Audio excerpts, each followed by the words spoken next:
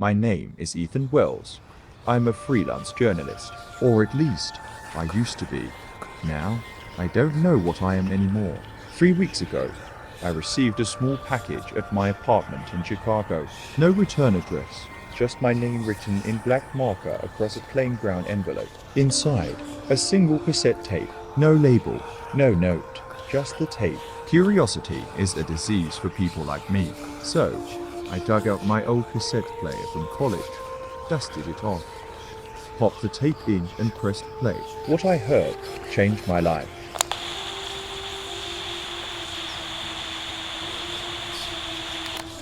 My name is Daniel Brooke. If you're hearing this, I'm probably dead. I'm recording this to document what happened to me in Black Hollow, a town that doesn't exist anymore, or at least, not on any map you'll find. It all started in the winter of 1979. My wife Clara and I had just moved into a quiet, wooded town in upstate New York. Black Hollow was small, barely a dot on the map. The kind of town where everyone knows your name and your secrets. As the tape rolled on, Daniel described strange things, unsettling dreams, flickering lights, and footsteps outside his house at night. He talked about the Hollow Ones, as he called them, figures in the woods with no eyes, standing still as statues, watching. At first, I thought it was fiction, an elaborate story, maybe for a podcast or. But as Daniel's voice grew more frantic, I started to feel something else, like he wasn't acting, like he truly believed what he was saying. They come after midnight. I see them from my bedroom window, just silhouettes in the trees. They don't move like people. They're too still, too quiet. The dogs in town stopped barking a week ago. Clara, she's not the same. She stares at the hallway mirror for hours. I asked what she sees and she said, me, but wrong. That line stuck with me. Me, but wrong. I listened to the entire tape that night, 30 for minutes. At the end, Daniel's voice was shaky, tired. If you find this tape, don't come looking for Black Hollow. Burn it. Forget it. It wants to be remembered. That's how it feeds. I wish I had listened. Instead, I searched Black Hollow in every database I had. Nothing. No town. No census record. No coordinates. But 3 days later, I got another package. Another tape. This time, it was labeled Ethan Wells Side of Sea. You came, didn't you? I hadn't gone anywhere. Not yet. But after hearing that, I did. I rented a car and drove north. I had no real plan, just a name and a growing obsession. I passed dozens of small towns, but no one had heard of Black Hollow.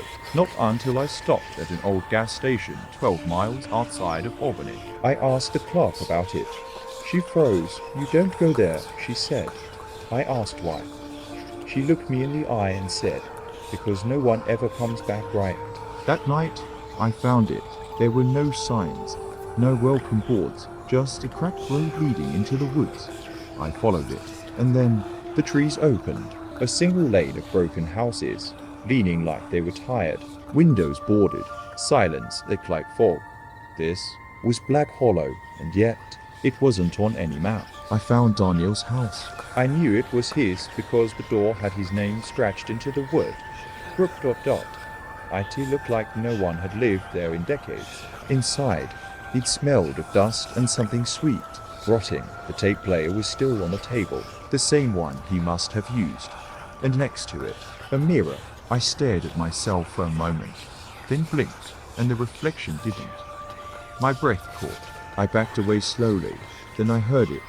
Footsteps upstairs. Slow, measured, but I was alone. I ran. Back at the motel, I checked my phone, no service. I turned on the recorder to document everything, and the tape inside already had a label, Ethan Wells Side B. I didn't record anything, but it played. They're with me now, in the mirror, in the dark. I see what Daniel saw. I see what Clara became. I see myself, but wrong. I don't know how these tapes are being made. I don't know who's sending them, but every few days, another one arrives, and with each tape, I lose a little more of myself. If you're hearing this, it's too late for me, but maybe not for you. Don't look into the mirror after midnight. Don't follow the tapes. And whatever you do, don't remember Black Hollow, because it remembers you.